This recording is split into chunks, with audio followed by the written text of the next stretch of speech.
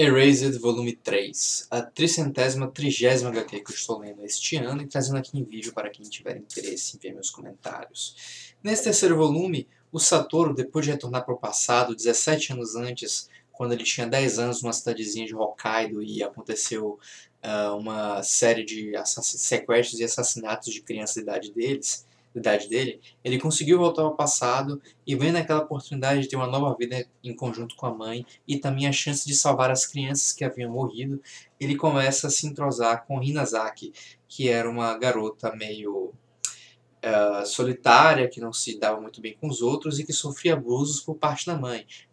Uma garota que seria a primeira vítima de um assassino serial que vitimou 3 crianças da cidade.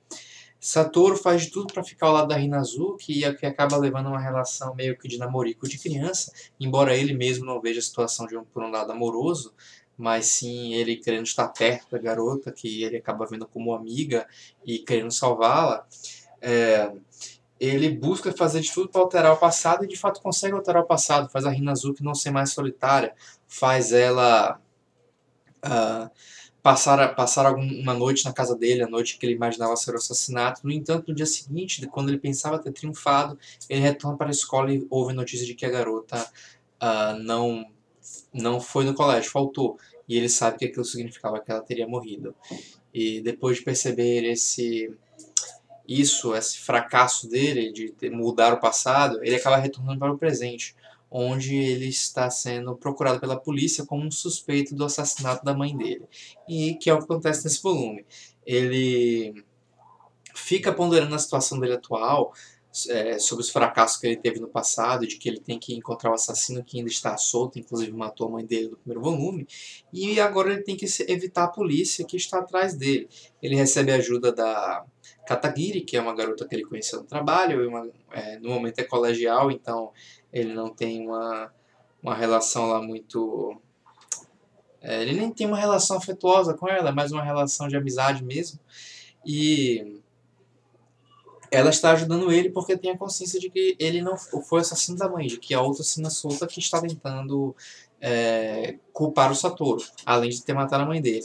E o Satoru nessa situação, fugindo, recebendo a ajuda da Katagiri, depois fica inclusive na casa dela por uma noite para poder escapar, mas depois foge, percebe que ela está sofrendo um atentado e vai resgatá-la da casa em chamas que o assassino colocou lá para poder vitimá-la e colocar a culpa nele.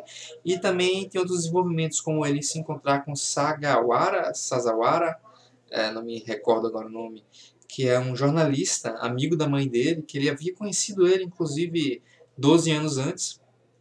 12 anos antes, não, 17, o Sawada, o nome dele, e que ainda está à procura do assassino que estava solta na época em que ele era criança. O Sawada dá algumas pistas para o Satoru. No entanto, depois de ele fazer um plano para se acertar com a Katagiri e dos dois se encontrarem, no momento em que ela diria para ele de quem ela tinha suspeita, inclusive ela fala sobre o nome da pessoa, que é um sobrenome que ele não reconhece, a polícia que estava seguindo ela acaba sendo atraído para onde o Satoru está, que acaba sendo preso. E ao ver os olhos do assassino, se a espreita dele, observando ele acaba tendo outro revival. Aparentemente, eu acredito que vai voltar para o passado, para a mesma época em que ele tentou salvar a Hinazuki. Mas isso ainda está por ver. Lembrando, até agora a história se passa em 2 tempos. Em 2006, que é o presente do Satoru, onde ele está naquela de... trabalhava com pizza, queria ser mangaka, mas não conseguia. E em 88, são 16 anos, não, 18 anos antes, 18 anos antes. E em 88, quando ele tinha 10 anos.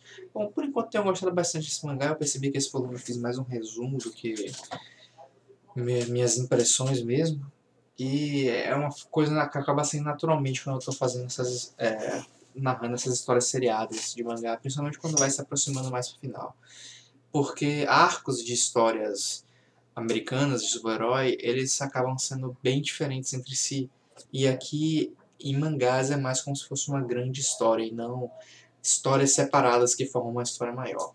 Nesse volume aqui, com o Satoru de volta pro presente, eu não gostei tanto quanto o volume anterior. Veja bem, ainda tá legal, ainda tô curtindo, E é legal ver o Satoru, como o Satoru muda depois dessa experiência dele de voltar pro passado e então retornar ao presente.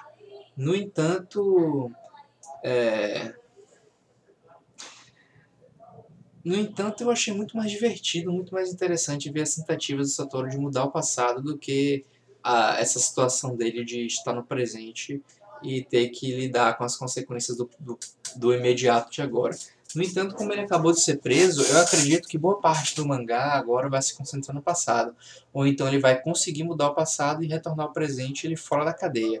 E o que vai fazer com que a história tome um novo rumo caso ele volte para o presente. Mas eu estou convicto que agora vai bastante da trama se passar no passado mesmo. Agora que ele já teve essa oportunidade de voltar, já sabe o que fez errado, eu acredito que a história se concentrará nisso. E é melhor que faça isso mesmo, porque os momentos de ele em 88 são muito mais interessantes do que ele no presente. Mas eu estou curtindo a história. Confio que o mangaka vai fazer alguma coisa interessante. Eu estou me sentindo confiante no autor, ele está conduzindo bem a trama. E boa parte da arte, do estranhamento que eu tinha com a arte, realmente passou. Então continua sendo um mangá que eu recomendo para quem curte mangás. Francamente, eu acho que ele quase é uma história que pode interessar pessoas que não gostam de mangás, mas ainda tem muito de um estilo mangá nele para todo mundo gostar, não é que nem, sei lá, Battle Royale ou Náusea ou alguns outros mangás seletos que podem interessar o público ocidental que não curte mangá, tipo Lobo Solitário também é um desses, o próprio Vagabond. Mas é uma história boa e quem quiser dar uma chance, eu acho que pode encontrar uma história legal e que em um bom tempo lendo ela. Ainda mais essa edição aqui da JBC que eu curti bastante o papel e que consegue fazer com que a impressão, as camadas, as diferenciações das tonalidades de preto fiquem bem nítidas, que é a diferença em relação ao papel ofício que a Panini usa como se fosse papel de luxo em algumas publicações dela, tipo o Lobo Solitário. O que é uma pena, já que o papel de ofício não fica tão bom assim para mangá. Mas eu vou ficando nessa e no próximo vídeo eu voltarei com Darth Vader 4, Fim dos Jogos, que aí finaliza a saga do Darth Vader no primeira HQ dele, no novo canon aí lançado pela Disney. Mas eu fico nessa e até a próxima.